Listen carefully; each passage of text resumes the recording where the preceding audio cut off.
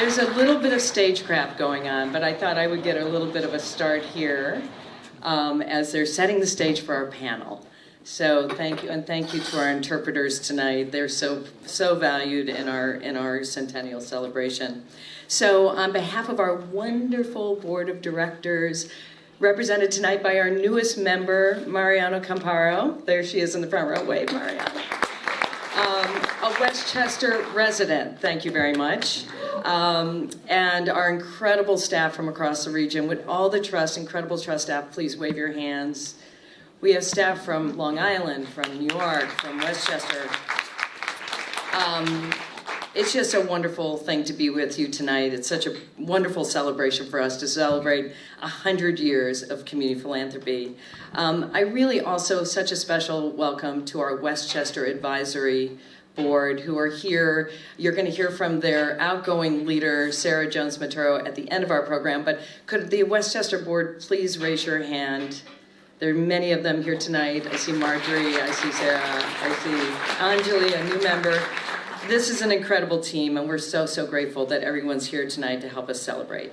So we are super duper proud to be the community foundation that represents this great county, New York City and Long Island. We've been your community philanthropy partner for 100 years, and we're going to be here for the next 100 years and beyond, and that is something to celebrate. So I can't think of a better place to do this celebration than here at the Jacob Burns Film Center. Not only are the seats supremely comfortable, really the best, but it's also just the perfect setting for a celebration. I really want to thank the executive director, Mary Jo Zeisel, who's here somewhere. Mary Jo, thank you. And her incredible team for welcoming us with excellent stage management. This institution and the trust have a long history together. Thanks to several generations of generous donors and our permanent endowed funds, together we've been able to make dozens of grants for over the several decades, from everything from COVID relief to youth education to general operating support. And so I really can't think of a better place to celebrate that powerful combination of inspired donors coming together with Westchester's highest impact nonprofits. So I don't need to tell you that the topic of tonight's program has been in the news a little bit of late, but immigration really has been a distinguished part of our grant making at the New York Community Trust for really our entire century of giving. Trust grants have welcomed wave after wave of new New Yorkers, and for the past 4 decades, we've hosted a collaborative fund at the Trust that brought together aligned funders, mostly private foundations, committed to working in support of New York's immigrants. Since 2022, the huge influx of new New Yorkers has asked even more from our government and from philanthropy.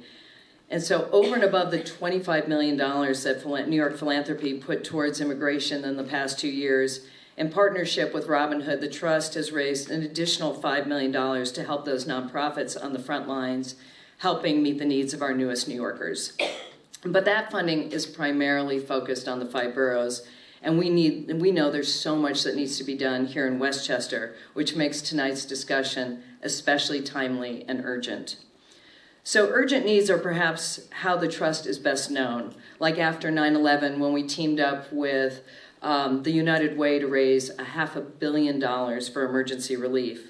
And after Superstorm Sandy, and most recently after the COVID-19 pandemic, when the Trust gathered the support of numerous generous foundations and individuals to bring together $80 million in grants that started going out in just the weeks following the city and state's closure. Ambitiously looking forward, we know there's even more we can do together. We want to grow our impact, engage more donors, because we know there is so much more work that needs to get done. So you can help us by sharing your voice and your vision for our next century of impact. So in your programs, don't look at it now, you're going to lose focus on me, there is a QR code. And I'd love it if after our evening's event, you would click on it, and you'll be directed to an opportunity to vote on where $3 million of our funding can be directed in 2025. This is on areas related to strengthening democracy or helping the newest New Yorkers or helping create new jobs. We want to hear from you and from as many New Yorkers as possible. Please, please help us spread the word. We'd love every New Yorker to vote. And then once you've voted, you'll be invited to share your vision for New York. What do you want to see change in the years and decades ahead? Your votes and your voice can help shape our grant making in the months and years ahead. So let's get on with the show, shall we? It's my super sincere pleasure to pass the mic to my wonderful colleague, Laura Rossi, who has led the Westchester team for nearly a decade. Laura started her work as a grant maker, but has excelled as a partner to both donors and grantees as our resident expert in Westchester. So with that, Laura, take it away.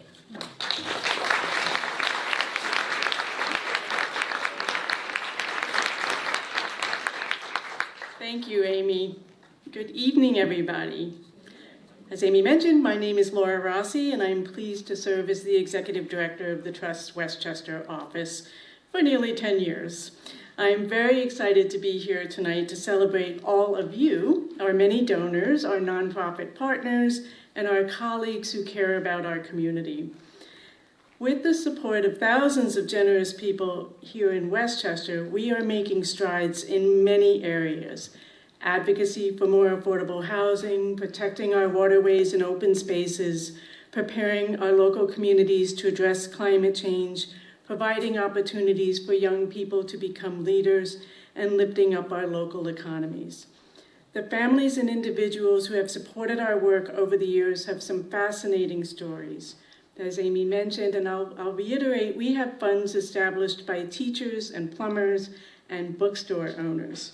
We have funds established to support innovative solutions to address long-standing needs, everything from programs and services for our youngest residents and our older adults, and funds for big, bold issues like economic development and social justice initiatives.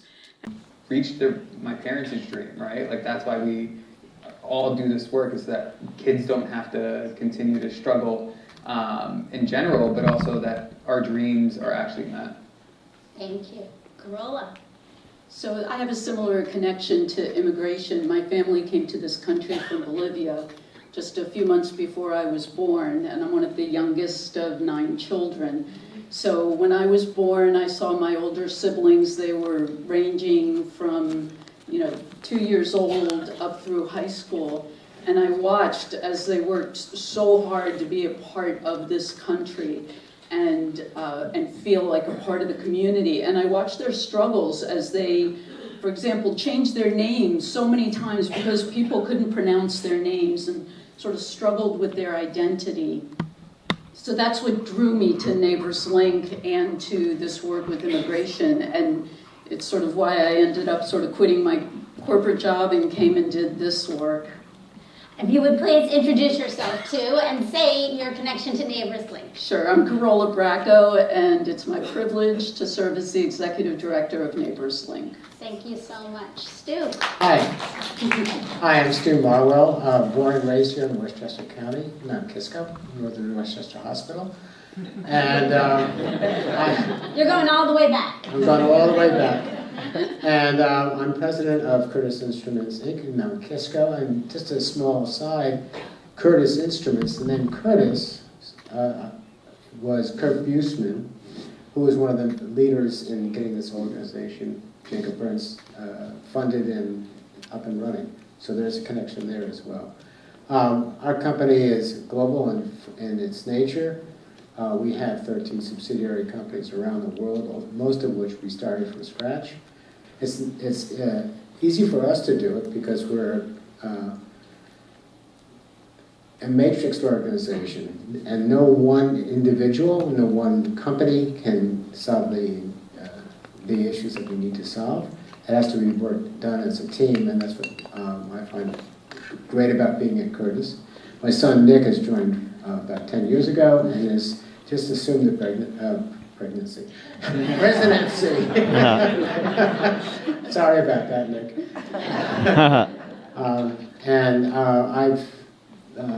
Vicki and I have been so blessed to be able to provide much needed funding to a large number of organizations, the ones that we feel are most appropriate for providing for the entire immigrant experience. So. Thank you so much.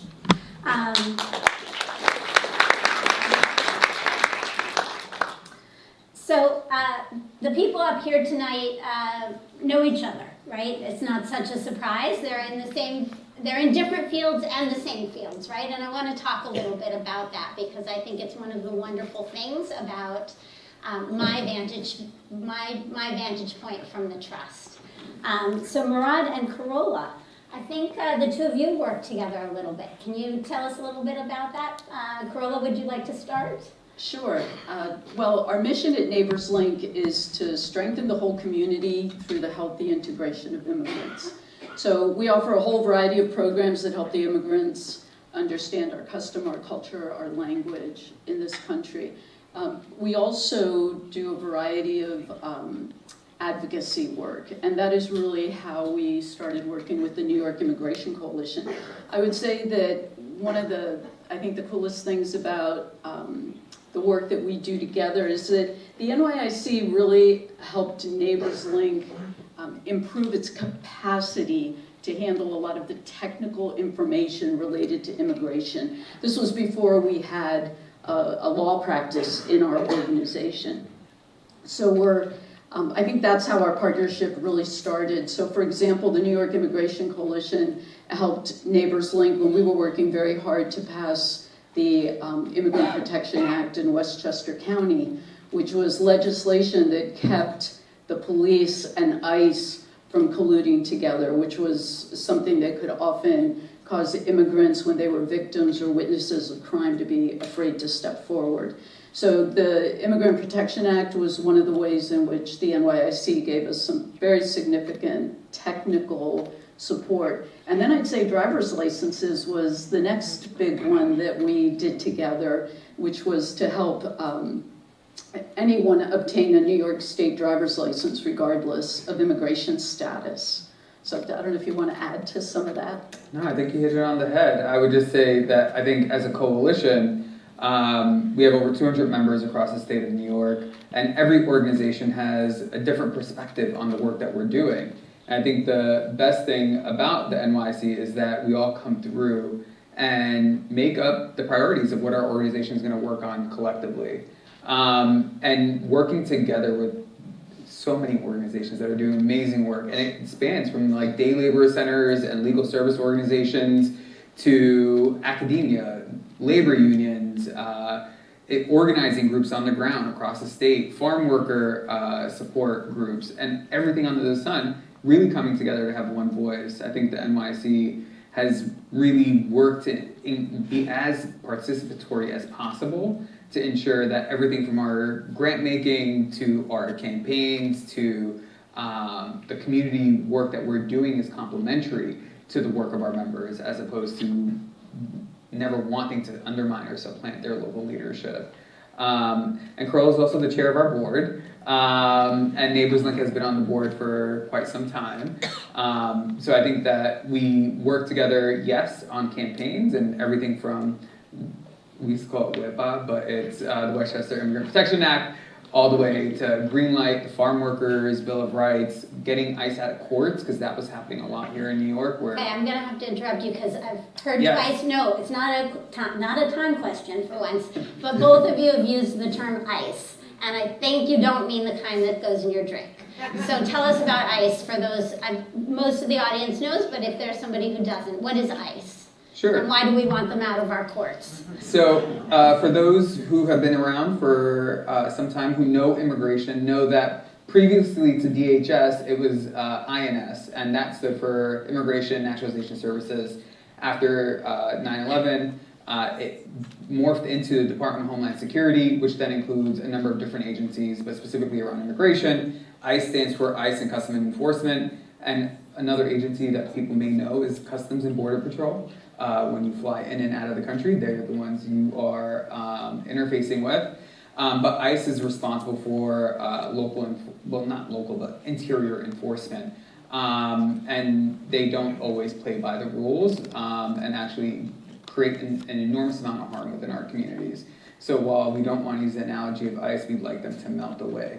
But still, yes, I will try not to use as many acronyms, but we've worked together, Neighbors Link and the NYC, for years at this point, and our work only gets stronger because of the collective work that we've been able to do, not just statewide and locally, but also federally. Terrific. And I'll add, if I can, Eve, that I think one of the things that has been really impressive is the work that the immigrant community has done in more recent years on self-advocacy. And so I think that the 200 member organizations of the New York Immigration Coalition bring that self-advocacy from the immigrant community to the table in order to have all these conversations regarding legislation. And that's been an excellent trend that we've seen. I'd say we've seen it in the last 8 to 10 years, where the immigrant community is willing to mobilize and go and advocate for their rights, whether it's in Albany or Washington, D.C. And being able to kind of create that coalition across all these organizations that work with the immigrant community, I think that has been a very powerful part of our coalition. Terrific.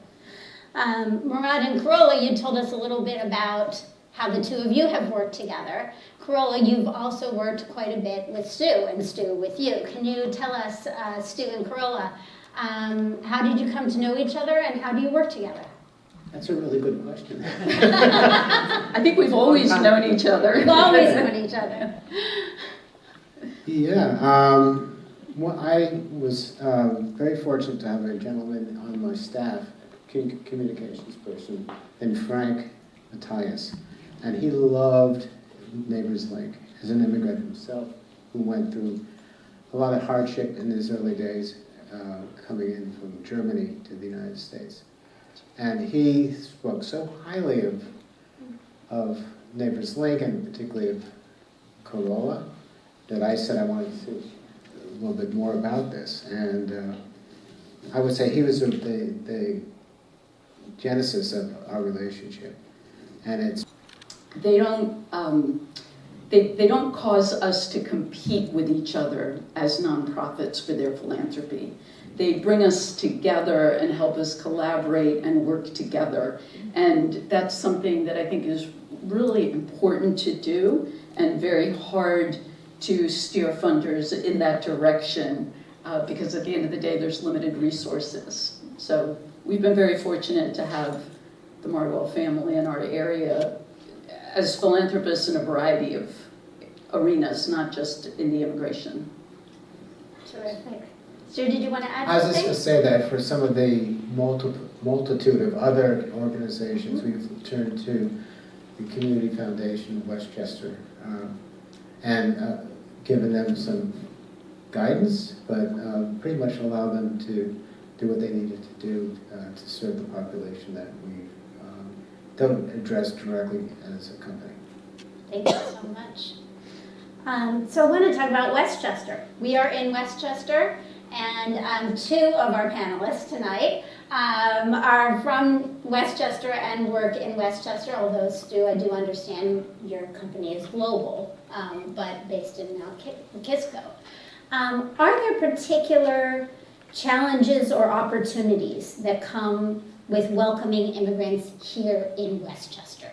Something that maybe isn't the case in a different part, in Buffalo or in New York City, or, you know, do you have a particular perspective you'd like to share? Sure. So for one, it has made a significant difference to have Westchester as a welcoming community in general. And that happens at a whole variety of different levels.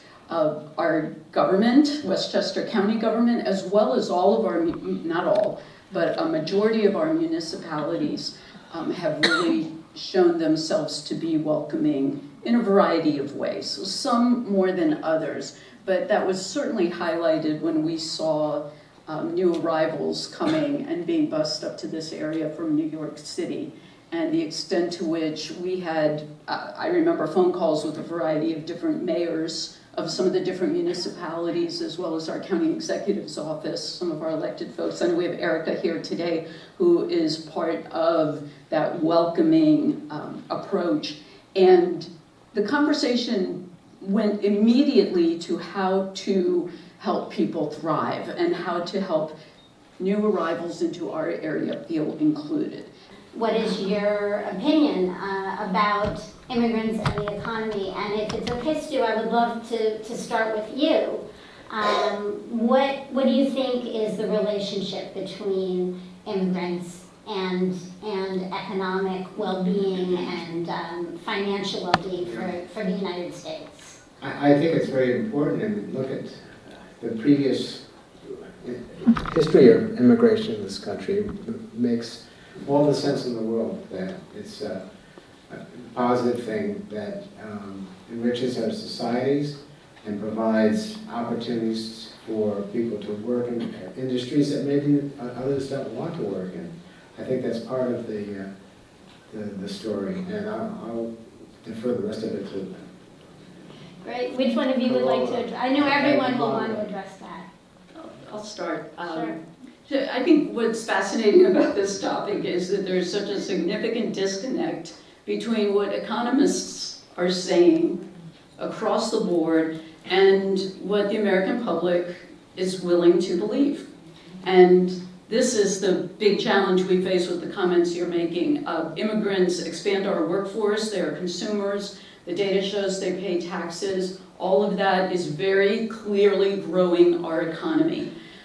We have a significant labor shortage in this country, 8 million jobs, labor shortage in the United States. I think the number in New York State is about 500,000 unfilled jobs. And this is clearly the workforce that is ready and willing to move into those positions. Now, no question, there is some investment that needs to be made in order to line up the skills of people coming to this country with those open positions. And so, yes, there is an investment, and I don't want to minimize that. That is necessary. But we've already started to see, even with the people that we're tracking that arrived as new arrivals in the past year, we've already started to see them become much more self-sufficient and gain jobs. The one last thing I'll say about this issue with the economy I find so fascinating, let's take, for example, the issue of housing. And we know that there is a lack of affordable housing. And of course, there is the rhetoric out there that says, how are we going to help immigrants find housing when we can't find housing for the people that live here prior to when immigrants came or have been arriving? And all I can think about there is that 40% of the construction workers in the state of New York are immigrants. So rather than looking at immigrants needing housing, it's important to understand that immigrants are building the housing and are actually part of the solution. Because without that workforce, we won't be able to build houses and we won't be able to hire the rest of the tradespeople doing construction work. And in that way, so I'll pause there and let you get a word in edgewise. I'm sorry. No, it's all good. And that's perfect. I think that the other piece here is that we have 5 million foreign-born folks in the state of New York. 5 million, who are contributing over $63 billion in combined taxes at the state level, have the spending power of $153 to $200 billion a year. That is significant. That is greater than other countries' GDP.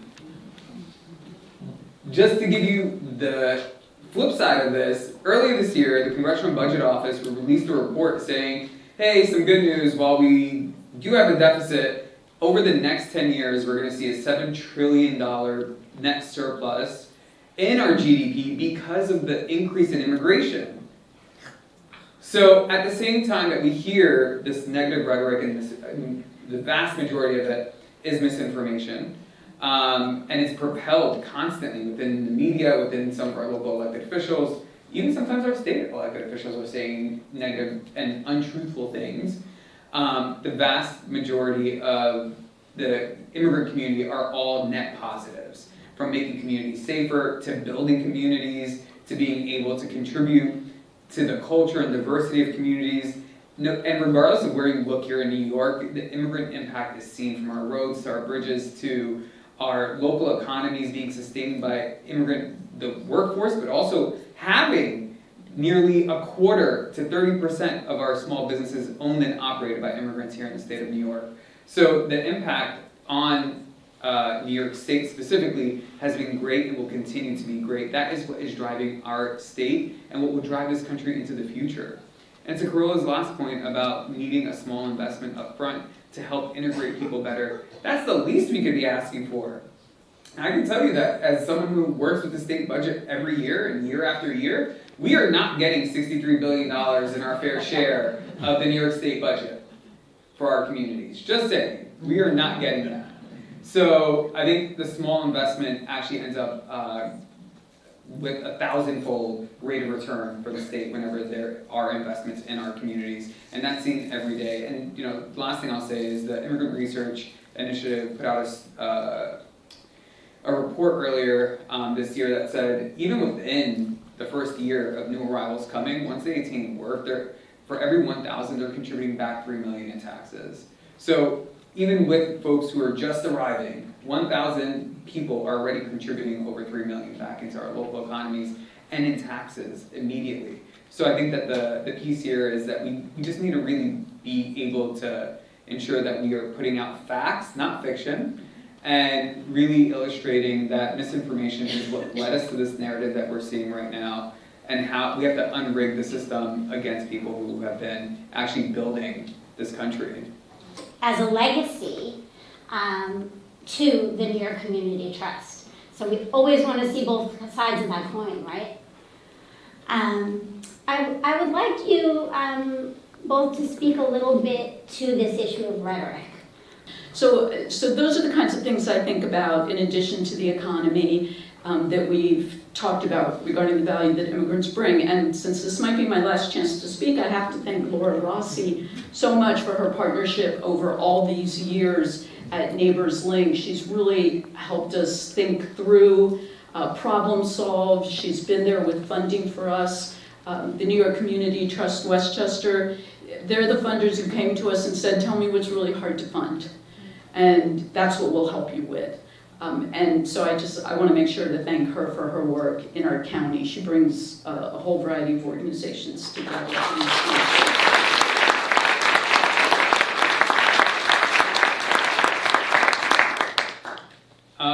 I think in addition to what's been shared, I would say that regardless of how dark it gets sometimes, I'm always reminded of our communities and being the shining light, like the Statue of Liberty. That sounds cheesy, but literally, in some of New York's darkest times, it was the immigrant communities that stepped up and really delivered for all New Yorkers, be it the aftermath of 9/11 or the reality that we found ourselves in with COVID-19, the hurricanes that we've been hit with.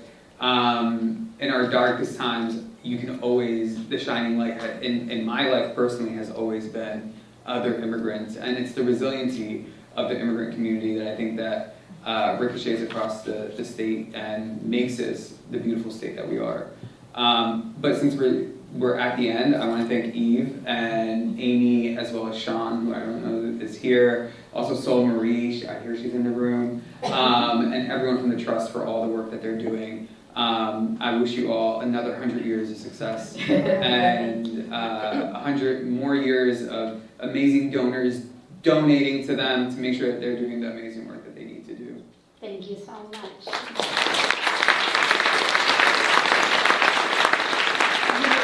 $3 million that you were talking about, I knew 2 organizations that could use. There we go. Yes. There we go. So please do vote, everybody. Yeah, vote for us. But it does not give you the chance to vote for a specific organization write it just in. for a cause. But you could write it in. Yes, there is a place to write in your comments. And there are 2 ideas. Well, thanks to our wonderful panelists. It has been an absolute honor to be here.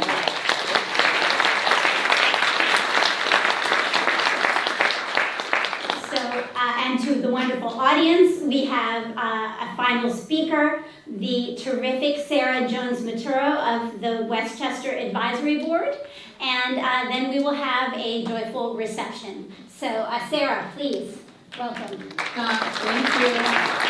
One more quick round of applause for Eve, for our panel, and also our sponsors who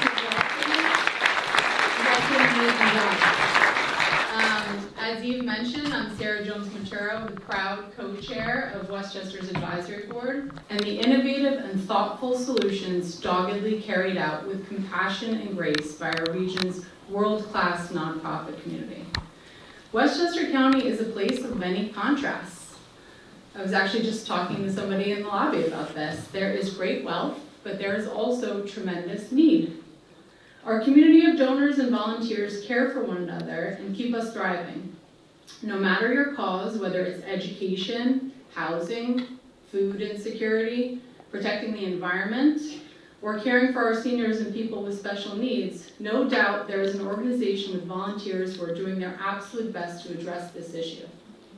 In tonight's printed program, which I don't have my program prop, but I'm sure all of you have your programs, you'll find ways to make a measured and deliberate impact in your community. And here is my very deliberate plug. By giving through the trust, you are being strategic about how your money can make a difference in the Westchester community that we all love so much. Whether it's giving through our Community Needs Fund, where a gift of any size can address a range of urgent issues, to creating your own charitable fund, where you get to steer the grant making today and in perpetuity to well-researched and deserving organizations and initiatives. One of my favorite things about the Trust is that we proudly believe you don't have to be a billionaire to give like one. The Trust makes it possible for New Yorkers of all backgrounds to make a difference and achieve meaningful, difference-making, long-lasting impact. I invite you to reach out to anyone here with a name tag, mine fell off, sorry, to start that conversation. You'll also find contact information in the program so you can follow up later. We urge you to think about how the New York Community Trust can help you fulfill your charitable goals, and of course, happy 100th birthday to our region's oldest and largest community foundation. Round of applause for that, by the way. And now the best part of my job is to lead you to the reception, which is on the 3rd floor of this wonderful facility. So I look forward to seeing you all up there.